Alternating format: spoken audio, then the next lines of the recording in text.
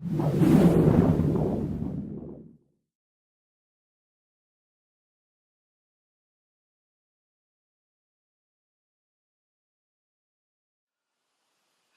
Fox fans, thanks for joining me in your purchase of 52 to 1.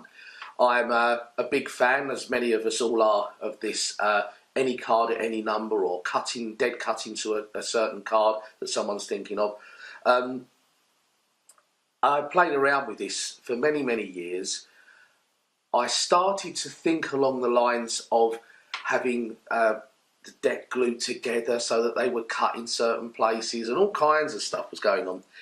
And about, I don't know, 17, 18 years ago, I come across this idea of crimping cards. I knew about it before then, but I hadn't really played around with it before. And it's like a revelation. If you've not played around with a crimping a card before, do so, because it's a highlight for any card player or magician. If you don't know what it's about, a crimp in a playing card is a buckle in one single card which enables you to find or locate that card in the deck later on while you're either doing some magic or playing cards, if you were to cheat, which I don't suggest you do, but that's where it come from. Now, the rest of the deck is made up. Now, hopefully you've paid attention to the sticker on the front and you've not opened it up and shuffled it, because you'll have to set it all up again. This concept is very old. If you can open it up now and you can spread through the deck, you might not immediately notice that there's any difference to it at all until you start to pay more attention to it and you realise that there is a repeat going on. Yeah, that's right, it's a 6-card repeat. Now, the idea of this is actually quite simple. It's a very old concept. The Quran deck has been around. Richard Osterlin brought out the Radar deck. There's many of these 6-card repeats. It's an old concept. Now, I know that there are a lot of magicians who I've actually met, and they've said, when I've spread this 6-card repeat system, I've had lay people spot it and said, there's a card there that repeats itself. Frankly, and with respect, you're doing it wrong.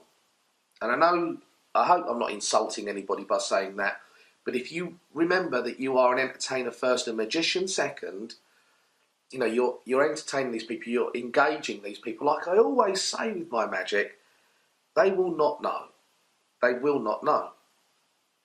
Now, I've combined these two ideas, the crimps and the 6-card repeat deck, and I feel that I've come up with something really special. You are able to now let someone take a look at a card in your hands like this. If this can work in your hands at reception drinks or at a table, excuse me. Now, what I love about the whole situation with this is that they think of a card. They don't take it out of the pack. They don't put it back. They can literally look at the pack, look at the cards, think of one card, and with one statement, what seems like a statement, like a fishing question, it's actually a statement. It feels like you've not said anything. And either you or them can now cut into the deck and find the card that they are thinking of. So it gets rid of that elimination of, you put the card back, you must have controlled it in some way. Whereas lay people don't know that, but magicians do, obviously. Must have controlled it in some way, he knows where it is. But now, they're thinking of a card, and sometimes they can cut to it. What I love about this as well is that you can do different ways. You can jazz with the deck. You don't have to constantly do it the way that I've shown you. Let me show you how the crimps work first of all, though. Okay, so let's talk about these breather crimps, shall we, and how they work. You've got the sticker over your box. So have you opened it already? You shouldn't have done, but if you have, I'm hoping that you haven't shuffled the cards.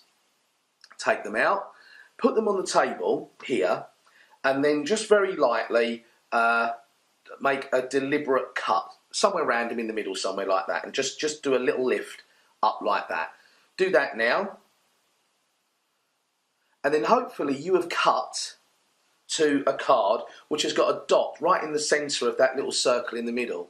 If you have, then that's one of your breather cards. If you drop it back down there and do another cut somewhere else in the deck, you'll probably find that you'll cut to another one somewhere else lower or even higher in the pack. Now, this is a breather card. The way these things work is extremely clever. I'm going to show you on these a little stack of white cards I've got here, because thankfully a breather crimp doesn't show up in a card unless it's really crudely put in there, really heavily put in there. But on here it will, because we've got a little bit of side light coming in. Now, what happens with a breather crimp is that you take this card and with your middle finger and thumb touching together, your index finger fits on top. Okay, so it's like one of those things. I'm down with the kids. All right, so you just like that, puts on top.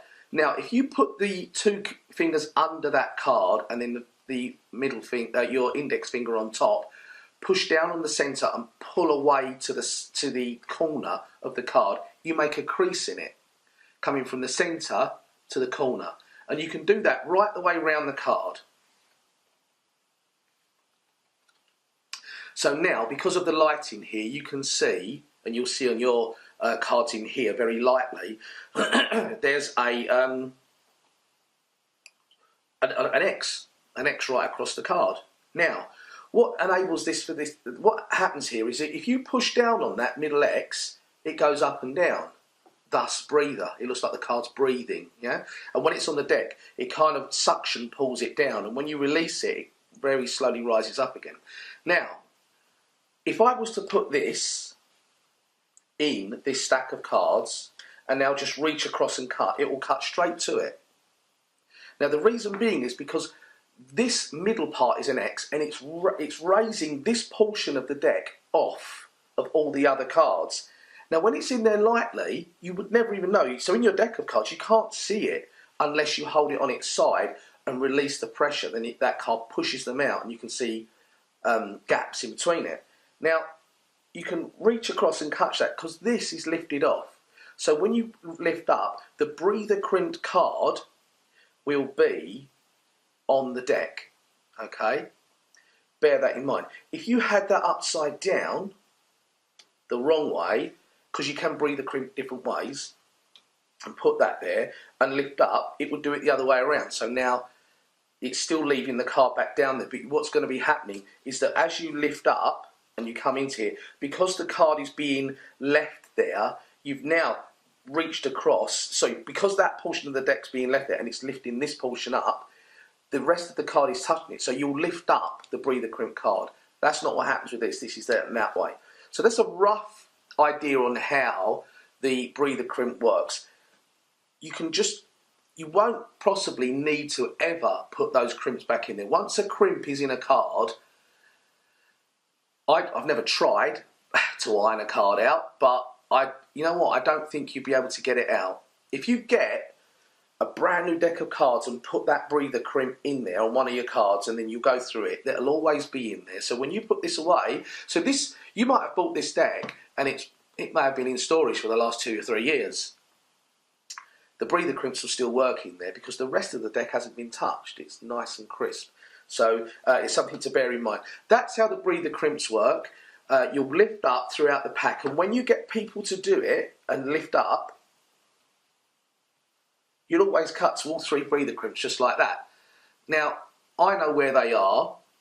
I know where the 3 breather crimps are in this pack, which I'm going to go through with in a moment.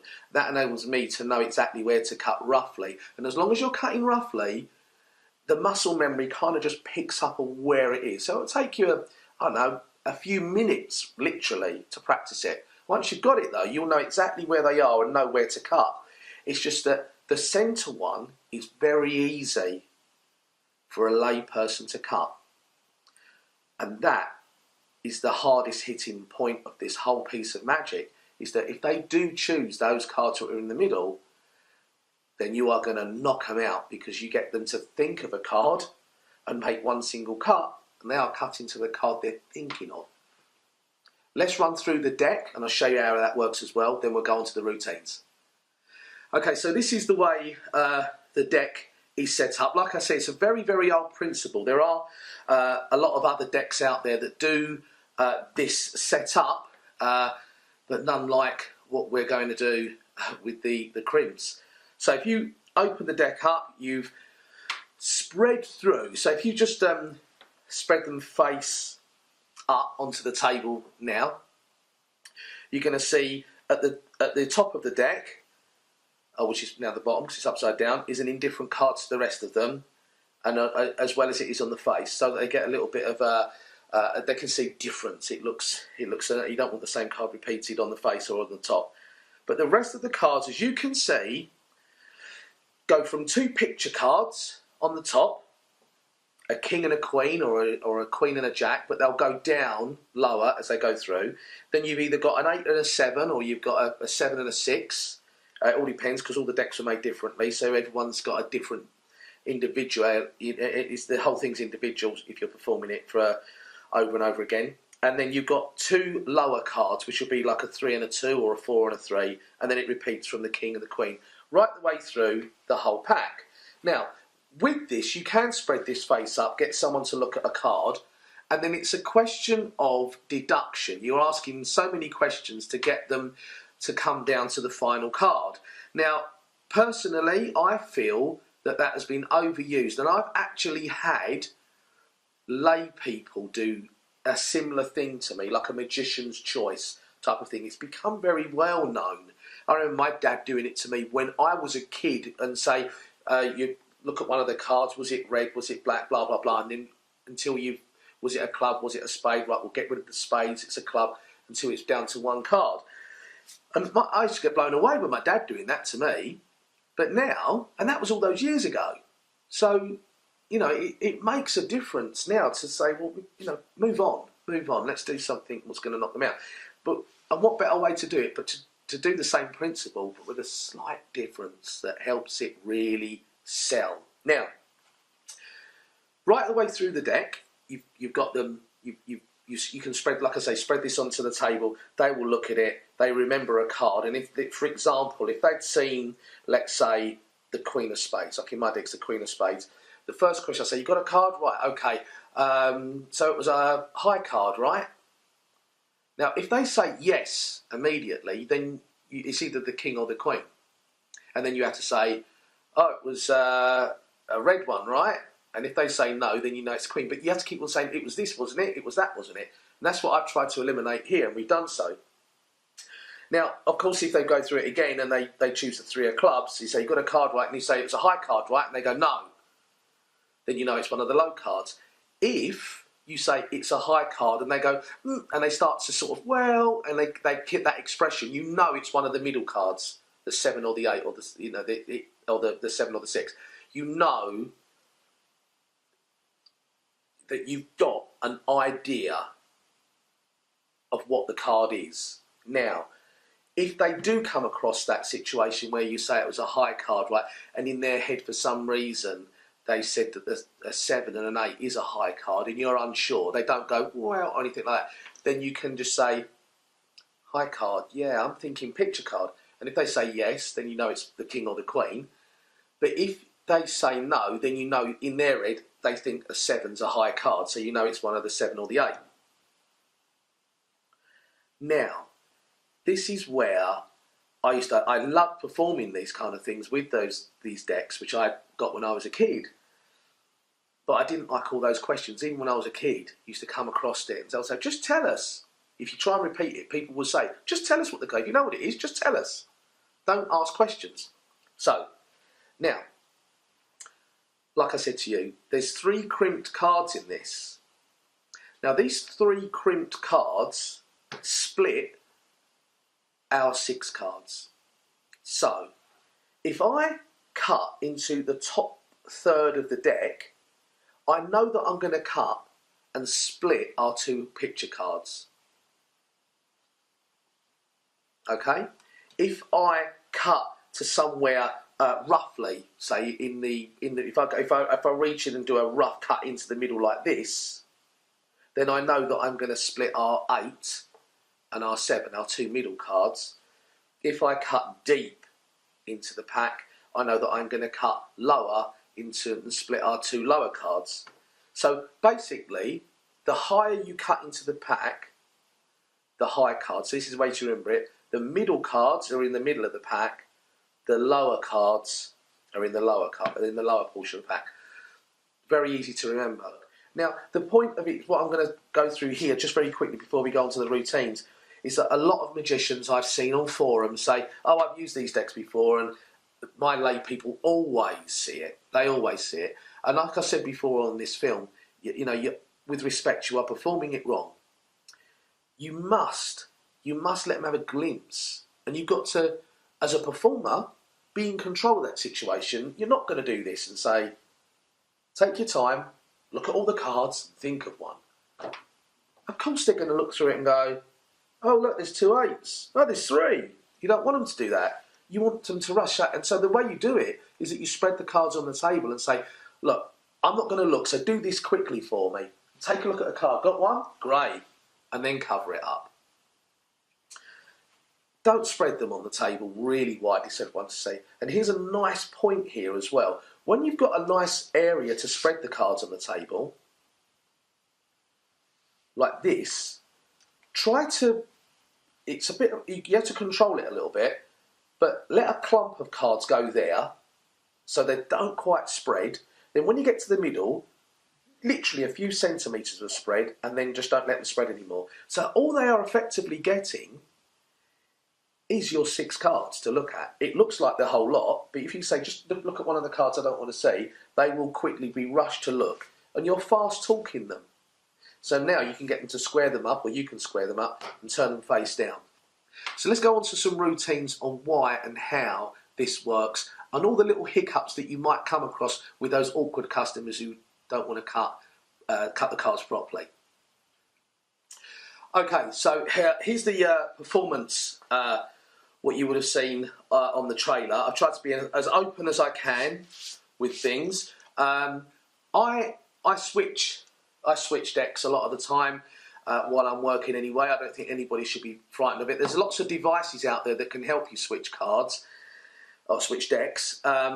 I have used them in the past, but quite frankly, I just like the idea of having my switched in deck in the other pocket, and I can do this. Tommy Wonder taught me this. It was a lovely moment. I watched him lecture, and he showed us this really simple card deck switch. And I would be using a normal deck, and I'd bring them out, and I would shuffle them, and we'll be doing some card tricks with them. I would then have the box in my pocket along with another deck which is out of its box, and I would pick these up, or Tommy would pick this up, and I don't think he actually said it was his, but it was just a common knowledge of how to do this deck switch. And he would pick the box up, put his hands in his pockets as if he was going to put everything away, or as if he was looking for something. And it's those off-the-cuff moments that you have to take advantage of. It's just easy body language. So it's here, and he would pick this up and put everything back in his pocket. And as he was going to, what he would do, this is the deck, his regular deck that he'd been shuffling, and he would take the box and put his hands in his pockets, drop this deck, and bring his false deck out, or whatever deck's in this case, your 52-1 deck, bring it out, and then put it back in the box. And then put it on the side, and then until someone would say, "Do another card trick." And it's great, because now you haven't got to go in your pockets. As far as they're concerned, this is the card, so you bring these out, and you go ahead. So, let's go through this whole idea. Remember, you can do this in their hands, you can spread the cards out like this, or you can spread them out on the table. Once again, don't spread the whole lot out so they can see every single card. You can do that quickly, as long as you fast talk them into choosing a card quickly. Now, I don't like doing that. I do this and just let them see a portion of the cards and say, "Got one? Yeah, great."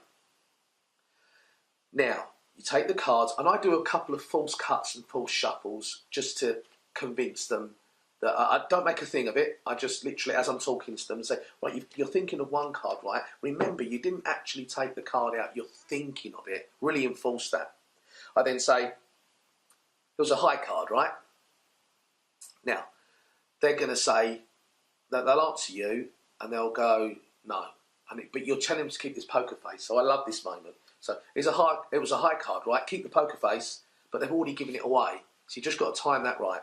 So they'll look at you and they'll say no. So immediately you now know it's one of the two low cards. So the 2 or the 3 or the 3 or the 4. In my case, I've got 3 and 4. So I now know that I can cut into the pack like that and hit onto one of the cards. If they've chosen the middle one, the 6, your 2 middle sets, I let them cut the cards. Because it's easy for them to cut into the middle. And it sounds random. Say, okay, you're thinking of a card, right? I'm not going to touch these now. I want you to make a single cut, somewhere random, just like right in the middle somewhere. And let them do that. Look down and you'll see your dot. You know they cut to your card. So now you know you're home and dry. It's either that or that. So when they're looking at this and you're holding it and say, I want you to hold it there. If you were to change your mind now, we would see you change. We would see you move those cards around, wouldn't we? And of course, they'd say, yeah. So, but you're thinking of one single card, and now you can really milk it. What's the card you're thinking of? And they tell you. Now, this is where you need to know. So they'll say it was on here. They'll tell them. They'll say it was a 7 or the 8. So either way, they've got it.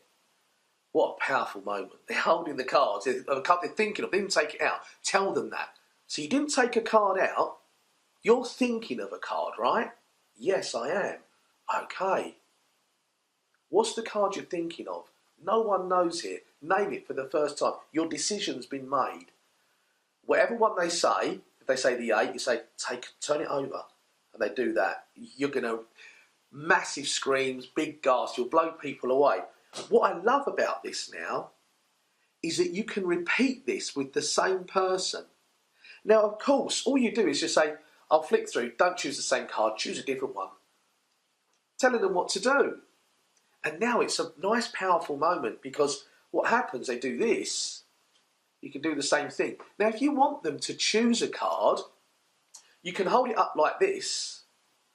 So let's, for example, say they'd chosen one of the low cards before. So would you like to try it again? You've had to cut that one because it's very hard to tell people to cut low. So they'll say, yeah, do it again. Okay, do it again. Don't choose anything obvious like a picture card though. And do this. 9 times out of 10, they will go for a mediocre middle card because they know they've just chosen a low card. Now you're saying don't choose anything obvious like a picture card. You're telling them not to choose the other 2 when they think there's 52 there. There's not, there's only 6.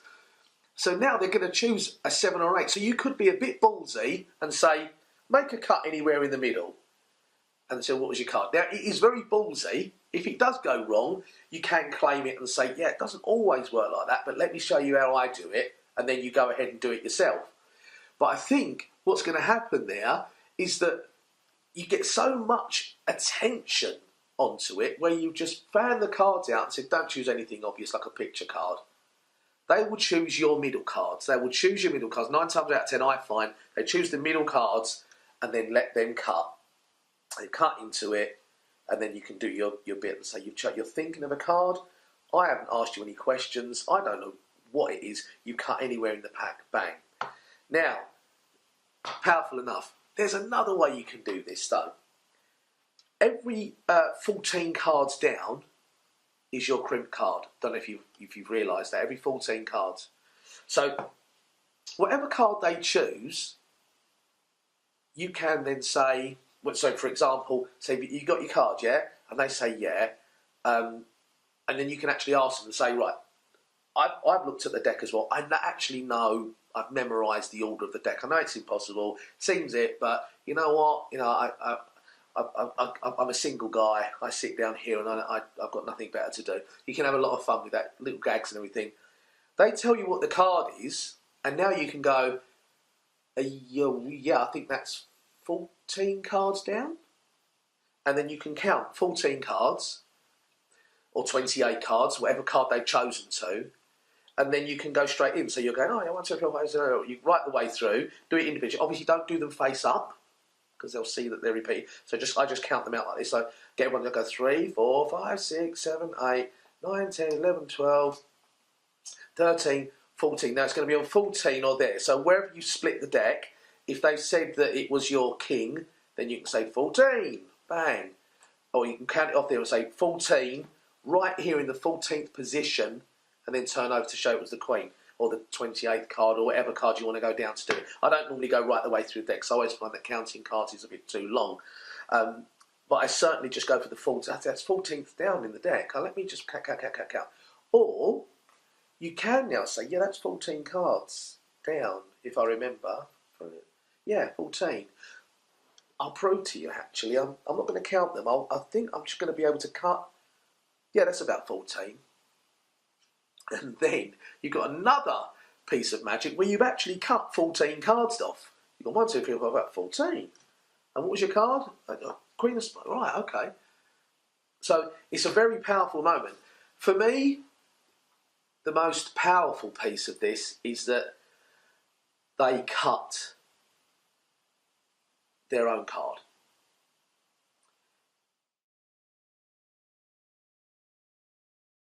You could, even if you want to, ask someone to say, I'm not going to touch anything, cut the card somewhere and take a look.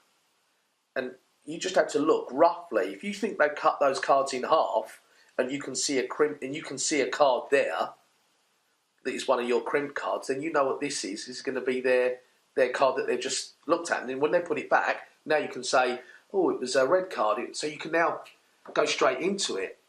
It's a lovely, lovely moment knowing what it is. It's only 6 cards to remember. So if you remember them and they come in and they take a card like that and you say, I'm not going to look at it, and you just look at where they're cut roughly.